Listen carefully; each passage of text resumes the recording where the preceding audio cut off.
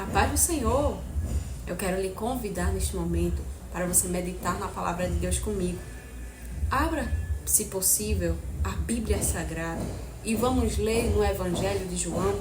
O Evangelho segundo escreveu João no capítulo 13 e o versículo de número 4 ao 7 diz assim: Levantou-se da ceia, tirou a vestimenta de cima e tomando uma toalha, cingiu-se com ela. Depois deitou água na bacia e passou a lavar os pés aos discípulos e a enxugar-nos com a toalha com que estava cingido. Aproximou-se, pois, de Simão Pedro e este lhe disse: Senhor, tu me lavas os pés a mim? Respondeu-lhe Jesus: O que eu faço não sabes agora, compreendê-lo-ás depois. Esse texto ele é tremendo e rico em detalhes. E aqui o que me chama a atenção é justamente no momento ao qual o Senhor Jesus ele se aproxima de Pedro. De todos os discípulos, Jesus ele passou a lavar os pés e cada um aceitou de forma tranquila, de forma sem interrogar a Jesus. Mas quando chegou a vez de Simão Pedro, este faz um questionamento a Jesus. Primeiro, ele trata Jesus como Senhor, e por ele ser o Senhor e reconhecer que Jesus é o Senhor, estava tomando aquela posição de servo, de lavar-lhe os pés, o dele. É como se fosse ali Simão Pedro dizendo: Jesus, está errado, não é o Senhor lavar a mim. O Senhor é Senhor. E Jesus se volta para Simão Pedro e lhe responde: O que eu faço, não entendes tu agora, mas compreendê-lo-ás depois. E é justamente a resposta de Jesus que eu quero meditar com você neste momento. É que talvez o que está acontecendo com você, você não esteja entendendo, não esteja compreendendo o porquê que está lhe sucedendo algo que é totalmente contrário. Que você olha assim e diz: o porquê disso? Por que está acontecendo isso comigo? Por que eu? Por que isto comigo? Mas eu quero que você também venha meditar comigo em outros textos da palavra do Senhor, na qual deixa bem claro que a forma que Deus ele trabalha é totalmente diferente. E nem tudo que Deus ele permite na nossa vida, ele vai deixar claro o trajeto. Deus nem tudo vai deixar claro do que vai acontecer na nossa vida. Basta tão somente a gente meditar na palavra de Deus e vamos ler em Eclesiastes, no capítulo 11, e o versículo de número 5, diz assim a palavra do Senhor: Assim como tu não sabes qual o caminho do vento, nem como se formam os ossos no ventre da mulher grávida, assim também não sabes as obras de Deus que faz todas as coisas. Deus ele tem suas formas de trabalhar na nossa vida. Nem sempre vamos entender o porquê de algo estar acontecendo. Nem sempre vamos ter o esclarecimento de Deus. Mas é tão somente necessário que a gente venha se apegar à palavra do Senhor. Quando nós tomamos posse de meditar na Bíblia Sagrada e de examinar a palavra de Deus e de nos alimentarmos dela, com certeza nós seremos fortalecidos para passarmos pelos processos da nossa vida.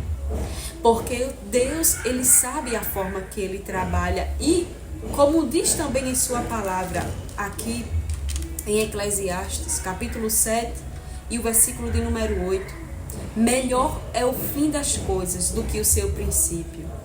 Melhor é o paciente do que o arrogante. O melhor sempre está no fim das coisas. Nós muitas das vezes nos precipitamos com o resultado, na qual nem chegou ao fim ainda, mas nós já criamos um resultado ilusório por conta do momento a qual estamos vivendo. Nós já muitas das vezes com a nossa boca, a gente já começa dizendo que não vai dar certo, que as coisas estão todas erradas, que as coisas não estão acontecendo como nossos planos previam, né? E a gente muitas das vezes se entristece, a gente fica cabisbaixo, muitas das vezes nós até questionamos a Deus, mas é importante que a gente não venha perder a nossa fé, a nossa confiança no Senhor. Porque Deus está no controle de tudo. Independente das coisas não estarem andando como você previa, independente de as coisas não estarem andando como eram os seus planos, mas Deus está no controle de tudo, nada está perdido. Porque o que Deus ele faz hoje, você não entende, mas você vai entender depois. E o importante é que você venha ficar no seu lugar. O importante é que você se mantenha fiel ao Senhor, independente da circunstância que Deus ele está permitindo você passar. Porque, querido, como diz aqui a palavra do Senhor, que o que ele faz hoje você não entende. E o melhor está no fim das coisas. O melhor está no fim. E as coisas que Deus ele permite que a gente venha passar são coisas que estão fora do nosso controle. Muitas das vezes é uma enfermidade, muitas das vezes é algo que acontece com um parente, um acidente, uma perda. São coisas que nós não podemos controlar. E essas situações vêm permitidas por Deus como uma maneira que Deus ele tem de trabalhar na nossa vida. São coisas que nós não temos como intervir e que dependemos totalmente do controle, dependemos totalmente de confiarmos, dependemos totalmente de termos fé de que Deus, no seu tempo, ele fará o que ele apraz.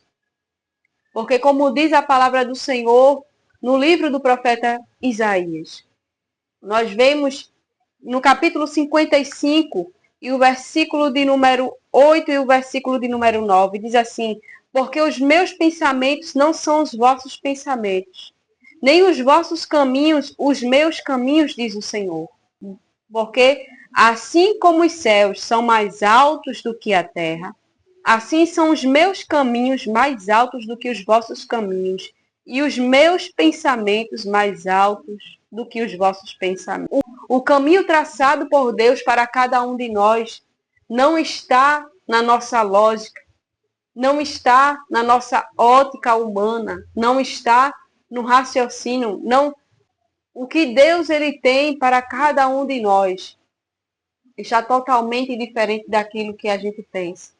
Então, somente nós precisamos confiar em Deus. Se você tomou a sua decisão de ter Jesus como Senhor da sua vida e de servir a Ele, então tão somente descanse.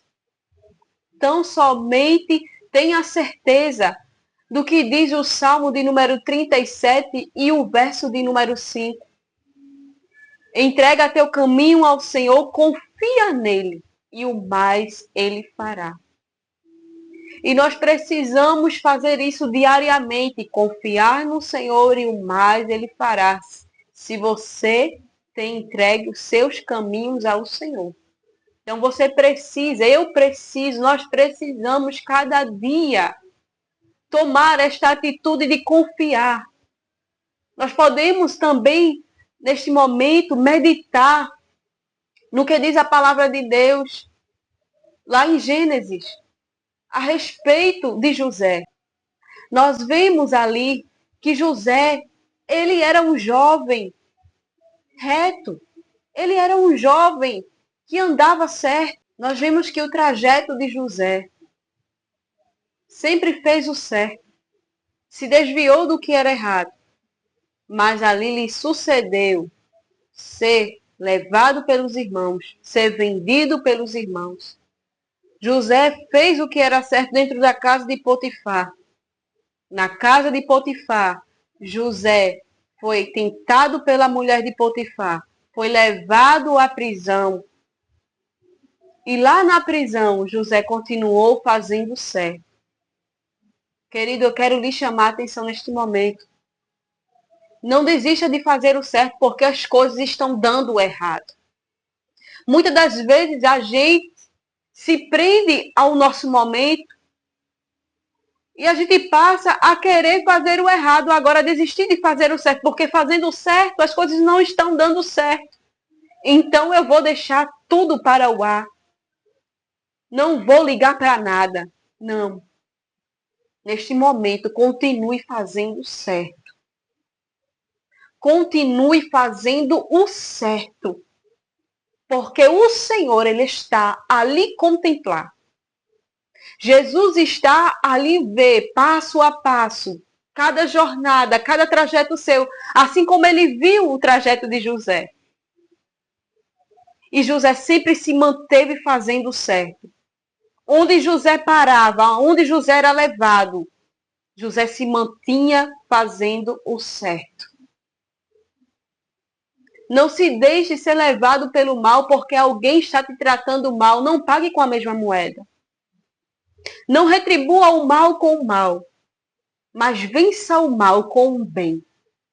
Glória a Deus.